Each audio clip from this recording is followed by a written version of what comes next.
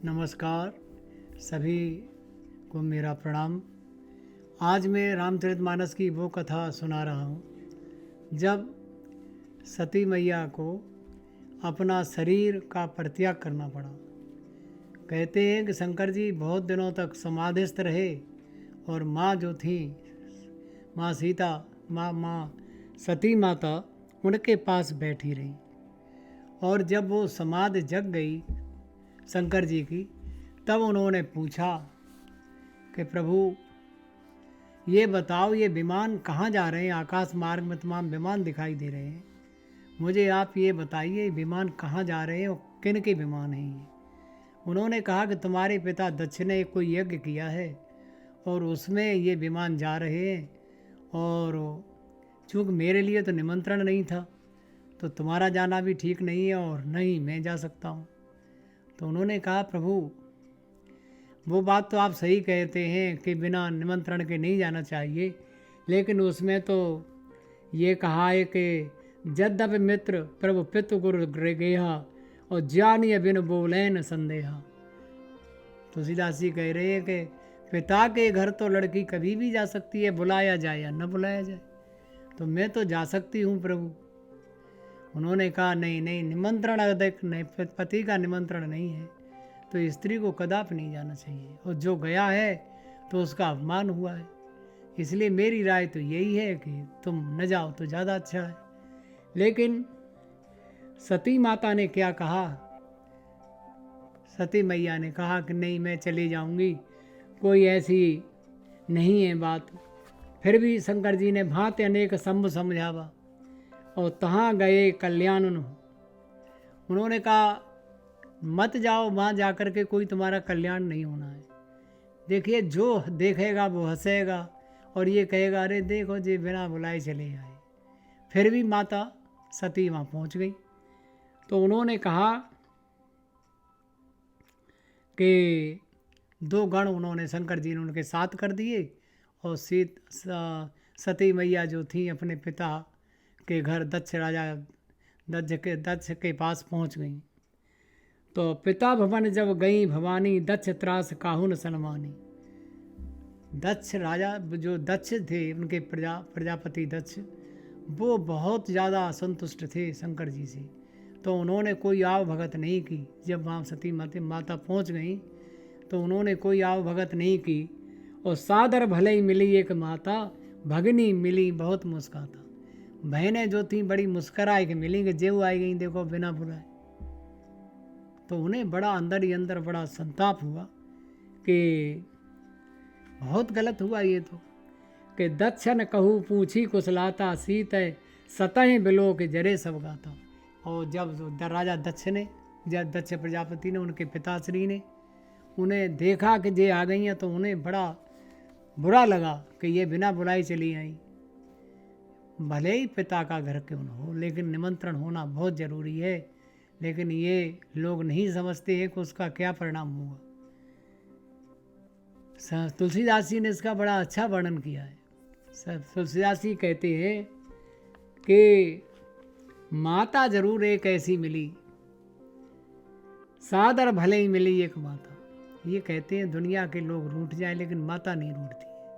तो सती मैया की माता जो थी बड़ी अच्छी तरह से उन्हें मिली, लेकिन बहनें तो मिली लेकिन मेरे बड़ी मुस्करा के मिली।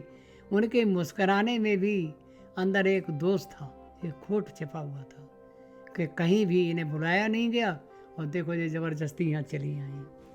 हाँ, सती जाए देखो तब जागा, कतौ नदी का सम्मुख कर भागा। उन्होंने देखा सब देवताओं का भाग लगाया हुआ है, भाग स्थान दिए गए हैं कि यहाँ बैठेंगे यहाँ बैठेंगे, लेकिन शंकर जी के लिए कोई स्थान नहीं दिया गया है। और तब चित चढ़े हो जो शंकर के हो। तब सती माता के ध्यान में वो बात, तुलसीदास जी कहते हैं वो बात ध्यान में आई जो शंकर जी ने कही, और प्रभु अभिमान समझ उड़ते हो। शंकर जी का मान समझ करके, सोच करके बड़ा गहरा दुख हुआ। और पाछल दुखन हृदयास व्यापा, जस ये भयो महाप्रतापा। पहला दुख तो ये था कि शंकर जी ने ऐसा लगा कि मुझे छोड़ दिया है। मैंने सीता का भेष क्या बना लिया, शंकर जी मुझसे विमुख हो गए, ऐसा लगता है। लेकिन वो दुख तो छोटा पड़ गया, ये दुख ज़्यादा पड़ गया। और जद्दप जग द्वार न दुख नाना, तुलसीदास जी लिख रहे हैं कि जद्दप जग दारुण दुख नाना, सबते कठिन जाते अपमाना।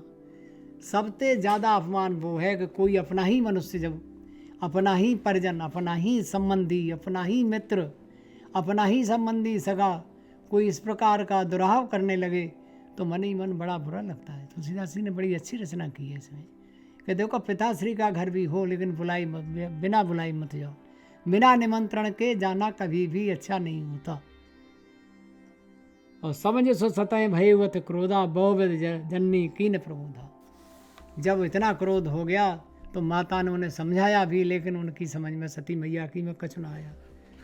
और तुलसीदास जी लिख रहे हैं कि सिप अपमान न जाय से, हृदय न होए प्रबोध, और सकल सवाई हटिक, तब बोली बचन सक्रोध। पूरे बहुत ज़्यादा क्रोध में आ गई सती मैया और उन्हें कहने लगी, सुनो सभासद सकल मुनिंदा, कही सुनी शंकर जिन निंदा। सबके सब सुन लो जितने सभा में बैठे हुए, कि सो फल तुरंत लाभ सब भव आहू, और भली भांत पछताव पिताहू। जिसने बेइज्जती करने की कोशिश की, असम्मान करना चाहा है, उनसे विद्रोह विछोह करना चाहा है, उनको नीचा दिखाने की कोशिश की गई है, तो शंकर जी का अपमान जो सा किया है वो पिता समेत सबको मैं सिखाऊंगी है किस तरह से इसका विरोध किया जाता है। वैसे तो भगवान की इच्छा से ये माया इतनी बलवती है कि देवताओं को भी नहीं छोड़ती है। नारद जी भी इसके संबंध में चक्कर में पड़ चुके हैं कई बार।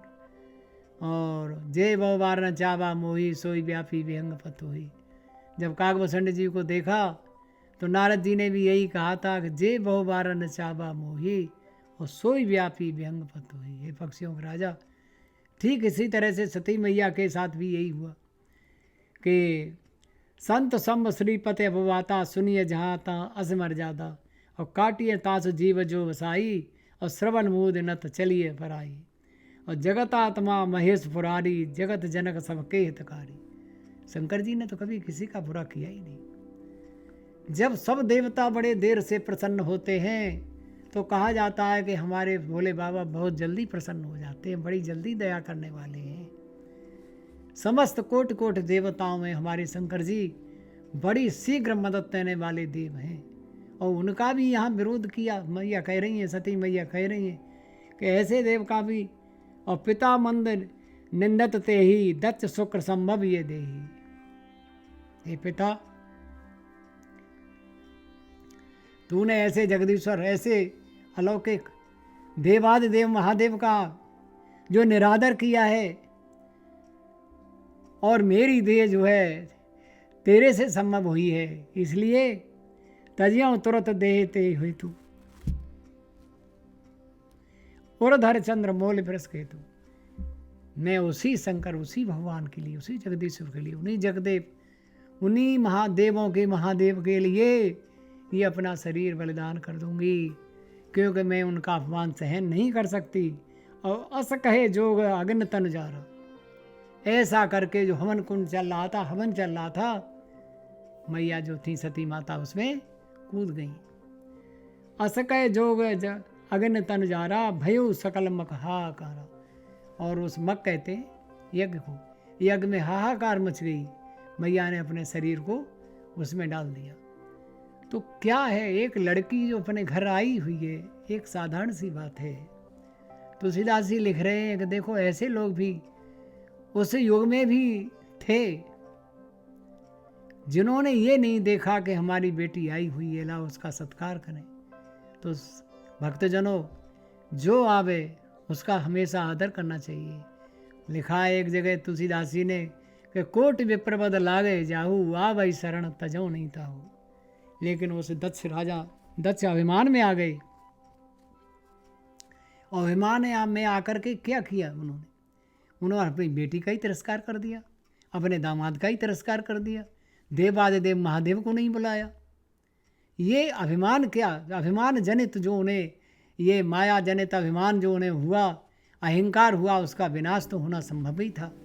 और वो भी इतने बड़े देवादिदेव से प्रतिस्पर्धा करके उन्हें नीचा दिखा करके संभव नहीं था। तो जब सती माता यज्ञ में समाहित हो गई, कूद पड़ी और अपने शरीर को जला डाला, तो उनके साथ जो 2 गण गए थे वे वापस पहुँचे और शंकर जी से कहा सब समाचार। तो बताते हैं शंकर जी ने वीरभद्र नाम के एक अपने नए गण को भेजा उत्पन्न करके। समाचार जब शंकर पाए, वीरभद्र कर कोप पठाए। शंकर जी ने अपना वीरभद्र नाम का बताते हैं, इतना बड़ा ये रुद्र हैं भगवान शंकर के बनाए हुए कि इनके बराबर शक्तिशाली कोई विश्व में है ही नहीं। उन्होंने जाकर के जग विध्वंस जाए तिन कीना, पूरा विध्वंस कर दिया पूरे यज्ञ को, सकल सुनन विदवत फल दीना। जिस जिसने जैसी करी थी भगवान शंकर की अवज्ञा, उन सबको वैसा ही दंड दे दिया। और भे जग विदत दक्ष पथ सोई, जच कछु सम विमुख कह हुई। वो वही गति हुई जो परमात्मा के विरुद्ध करने वाला, परमात्मा के विरुद्ध रहने वाला, परमात्मा के विरुद्ध लड़ने वाले की होती है, वो ही उन राजा दक्ष की हुई, वो ही दक्षपति की हुई। प्रजापति दक्ष को नीचा देखना पड़ा। और यह इतिहास सकल जग जानी, ताते में संक्षेप बखानी। तुलसीदास जी कहते हैं संसार जानता है कि सती माता के साथ ऐसी घटना हुई थी, ये संसार पूरा जानता है, इसलिए मैंने इसको बड़े संक्षिप्त में रखा है। तो इसके बाद बताते हैं कि सती माता की मृत्यु हो गई और वीरभद्र ने जाकर के पूरा यज्ञ नष्ट कर दिया। सब देवताओं, राजा दक्ष का भी को दंड दे दिया, सब खत्म कर दिया, पूरे सब यज्ञ विध्वंस करके वहाँ नष्ट करके वीरभद्र आ गए वापस।